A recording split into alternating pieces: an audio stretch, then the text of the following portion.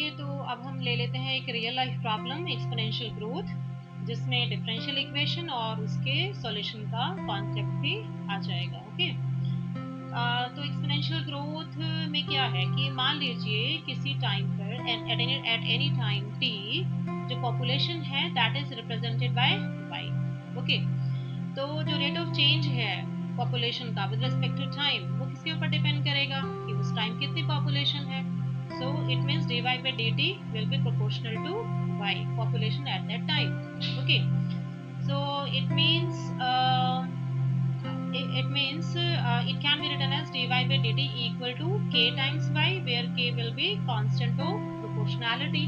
So this k will give the growth rate. So that will depend upon कि आप किस population को study कर रहे हैं. According to that you can find out this value k. Fine. तो अब देख लीजिए, मान लीजिए किसी पॉपुलेशन के लिए इस k की वैल्यू 2 है, तो ये डिफरेंशियल इक्वेशन क्या बनेगी, dy by dt equal to 2y। Okay, अभी हमने नहीं सीखा कि सॉल्यूशन कैसे फाइंड आउट करना है, तो अभी के लिए मान लीजिए मैंने फंक्शन y की वैल्यू ले ली 5 times e raise to 2t। देखते हैं कि इसका सॉल्यूशन बनता है या नहीं बनता। हमने इसको डिफरेंशिएट किया with respect to t and will get 10 times e raise to 2t। अब आप y की वैल्यू और dy by dt की वैल्यू इक्वेशन 1 में पुट कर दीजिए। तो जब आप पुट करते हैं तो हम देखते हैं कि ये इक्वेशन हमारी सेटिस्फाई हो जाती है। ओके, इसी तरह से अगर मान लीजिए मैं 5 ना रख के 5 की जगह 7 रखूं, y equal to 7 times e raise to 2t, तो देखते हैं क्या तब ये सॉल्यूशन बनेगा इस डिफरेंशियल इक्वेशन का। ओके, डिफरेंशिएट किया हमने इसको, differentiate after doing differentiation y और dy by dt की वैल्यू हमने इक्वेशन 1 में पुट कर दी। तो जब मैंने पुट किया तो हमने देखा ये फिर से सेटिस्फाई हो गया। यानी आप y की वैल्यू या तो 5 times e raise to 2t रखो या 7 times e raise to 2t रखो, दोनों में इक्वेशन आपकी सेटिस्फाई हो रही है। अब एक हम थोड़ा नेगेटिव का भी केस ले लेते हैं। मान लीजिए मैंने ले लिया y equal to -3 times e raise to 2t और इसके करस्पॉन्डिंग डिफरेंशिएशन कर फाइंड आउट किया और इक्वेशन 1 में पुट कर दिया, ये फिर से सेटिस्फाई हो गया। इसका मतलब आप यहाँ चाहे पॉजिटिव वैल्यू रखें या नेगेटिव वैल्यू रखें, आपकी डिफरेंशियल इक्वेशन 1 सेटिस्फाई हो रही है। तो इसका मतलब मैं इन जनरल फॉर्म में y को क्या ले सकती हूँ, c times e raise to 2t, और c क्या हो जाएगा आपका आर्बिट्रेरी कांस्टेंट हो जाएगा। यानी आप c की वैल्यू कुछ भी ले सकते हैं, इधर पॉजिटिव और negative, any real number you can take. Fine, तो हमने c के लिए चेक किया, तो फिर से डिफरेंशिएशन किया, इक्वेशन 1 में पुट किया और हमने देखा ये सेटिस्फाई हो गया। फाइन, इसका मतलब ये जो एक्सपोनेंशियल ग्रोथ के करस्पॉन्डिंग डिफरेंशियल इक्वेशन थी, इसका जनरल सॉल्यूशन हमें मिलता है y equal to c times e raise to 2t। तो सॉल्यूशन में देखिए आपका एक्सपोनेंशियल फंक्शन है, इसी वजह से ये जो प्रॉब्लम है इसको हम बोलते हैं एक्सपोनेंशियल ग्रोथ, यानी इसमें जो ग्रोथ है वो आपको एक्सपोनेंशियली मिल रही है। ओके, अब आप इसका ग्राफ देख लीजिए, सॉल्यूशन कर्व्स देखिए एक्सपोनेंशियल ग्रोथ का। अगर मैं c के डिफरेंट वैल्यूज लूँ, मान लीजिए मैंने यहाँ पॉजिटिव वैल्यूज ली हैं, तो उसके लिए आपको इस तरह से ग्राफ्स मिलते हैं। तो आप कह सकते हैं कि these are the solution curves for different values of c। Okay, अब हम ले लेते हैं एक्सपोनेंशियल डिके का केस। जैसे आपको पता है रेडियो एक्टिव डिके में क्या होता है कि जो सब्सटेंस होता है वो टाइम के साथ साथ डिके होता रहता है। तो इसमें क्या होगा कि rate of change in the substance that will depend upon the substance, the amount of substance present at that time. So dy by dt again proportional to y, and which will be equal to ky, where k is the constant proportionality. So this k will give the decay rate. Okay, अब मान लीजिए k की value, अब क्योंकि naturally ये decay rate है तो k negative होगा, तो अभी समझने के लिए हम ले लेते हैं कि k की वैल्यू सपोज -0.1। ओके, तो आपकी डिफरेंशियल इक्वेशन ये बन गई। ओके, अब हमें इसका सॉल्यूशन फाइंड आउट करना है। सॉल्यूशन क्योंकि अभी हमने सीखा नहीं है कैसे फाइंड आउट करना है, अभी हम सिर्फ सॉल्यूशन का कॉन्सेप्ट सीख रहे हैं। तो मान लीजिए मैंने y की ये वैल्यू ले ली, जहाँ पर मैंने यहाँ पर जो कॉन्स्टेंट लिया है वो पॉजिटिव लिया है, जैसे हमने एक्सपोनेंशियल ग्रोथ के केस में लिया था।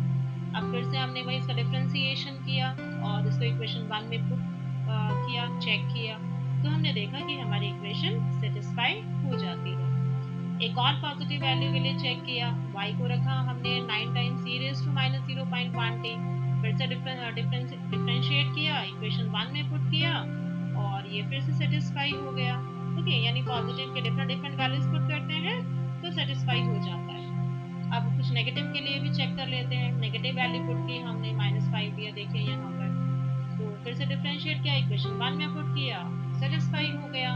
तो हमें यहाँ से ये पता चल गया, ये आइडिया हो गया कि आप इस टाइप के सॉल्यूशन में यहाँ पर ये जो कांस्टेंट मल्टीप्लाइड है, ये चाहे आप पॉजिटिव लीजिए या आप नेगेटिव लीजिए, ये इक्वेशन 1 को सेटिस्फाई करता है। तो इसका मतलब इन जनरल हमें सॉल्यूशन मिलना चाहिए y equal to c times e raise to minus 0.1t।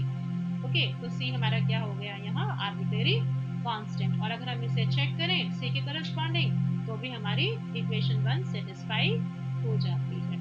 Okay, अब हम देखें यहाँ पर इसके सॉल्यूशन कर्व्स देख लेते हैं c के डिफरेंट वैल्यूज के लिए। तो जब c की डिफरेंट वैल्यूज के लिए हमने चेक किया तो आपको कुछ इस टाइप के सॉल्यूशन कर्व्स मिल जाएंगे यहाँ पर। तो ये जो ग्राफ्स आपको मिले, these are solution curves for different values of c for the given differential equation. Okay, चलिए अब एक क्वेश्चन लेते हैं। हमें वेरीफाई करना है कि ये जो फंक्शन है y equal to tangent of x plus C, ये सॉल्यूशन है इस डिफरेंशियल इक्वेशन का y dash equal to 1 plus Y square, और यहाँ पर c जो है वो आर्बिट्रेरी कांस्टेंट है। Okay, first order differential equation है तो जनरल सॉल्यूशन में एक आर्बिट्रेरी कांस्टेंट होना भी चाहिए। ठीक है, अब ये चेक करने के लिए हम क्या करेंगे, सॉल्यूशन है या नहीं है। हम देखेंगे कि ये फंक्शन इस डिफरेंशियल इक्वेशन को सेटिस्फाई करता है या नहीं करता।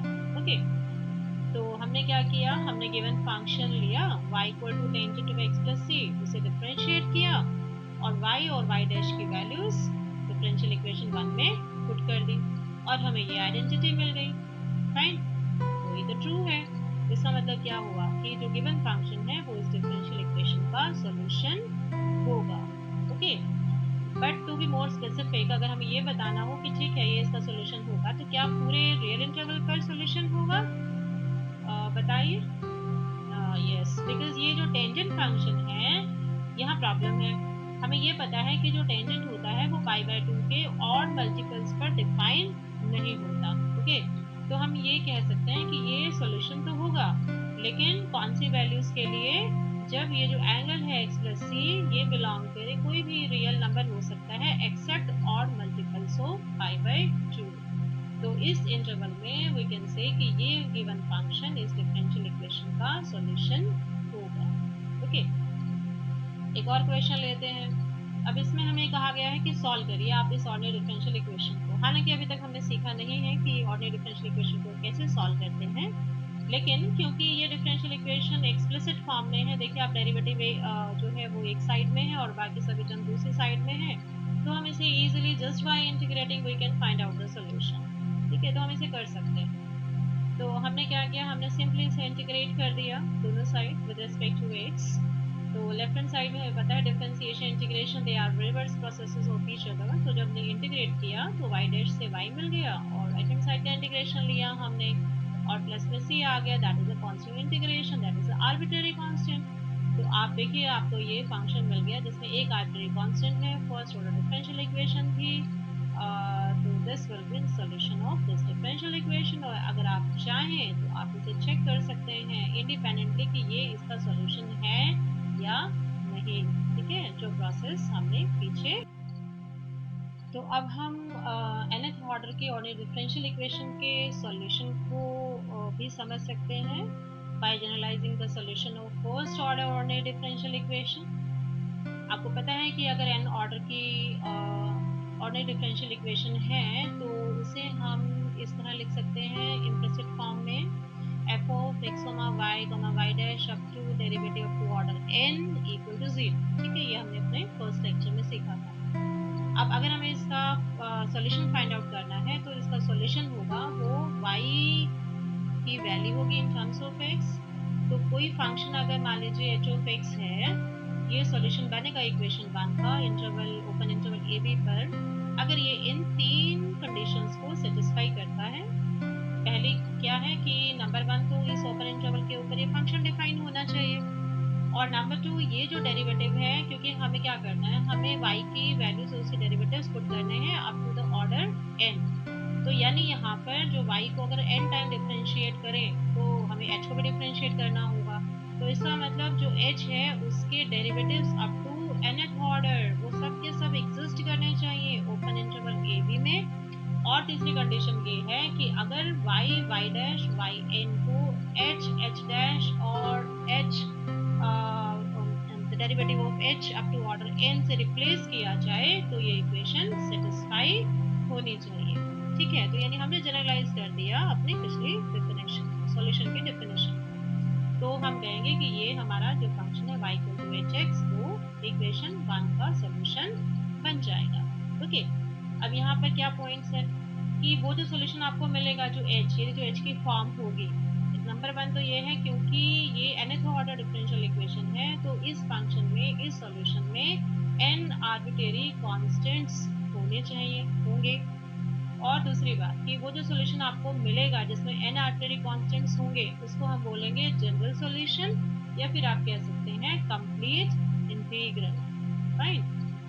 और तीसरी बात, वो जो सॉल्यूशन आपको मिलेगा, जो एच एक्स से आपको सॉल्यूशन मिल रहा है, इसको हम बोलेंगे n parameters family of solutions. ठीक है ना, क्योंकि आपके पास क्या है, n आर्बिट्रेरी कांस्टेंट्स है। फाइन। तो यानी जो आपको फैमिली ऑफ सॉल्यूशंस मिल रहा है वो कितने पैरामीटर्स के ऊपर डिपेंड करेगा, n पैरामीटर्स के ऊपर डिपेंड करेगा। One parameter family of solutions तो आपने देख लिया फर्स्ट ऑर्डर डिफरेंशियल इक्वेशन में, जैसे था वो y equal to X plus C. ठीक है, तो उसमें क्या था कि आप c की डिफरेंट डिफरेंट वैल्यूज लेते हैं तो आपको डिफरेंट डिफरेंट मेंबर्स मिल जाते हैं। उसी में मैं आपको चलिए एग्जांपल देती हूँ। अगर हम two parameters family of solutions की बात करें तो मान लीजिए मैंने लिया y equal to M X plus C, तो वहाँ पर x और y तो वेरिएबल्स हो गए और m और c जो हैं वो आपके पैरामीटर्स हो गए। ठीक है, तो यानी वहाँ पर क्या है कि m और c अगर उनकी वैल्यूज चेंज की जाए तो आपको पता है आपको जो है स्ट्रेट लाइंस के डिफरेंट डिफरेंट मेंबर्स मिलने शुरू हो जाएंगे। लेकिन वो होंगे क्या, होंगे सबके सब स्ट्रेट लाइन ही, लेकिन जो वो स्ट्रेट लाइन है वो किसके ऊपर डिपेंड करेगी, वो m और c के ऊपर डिपेंड करेगी।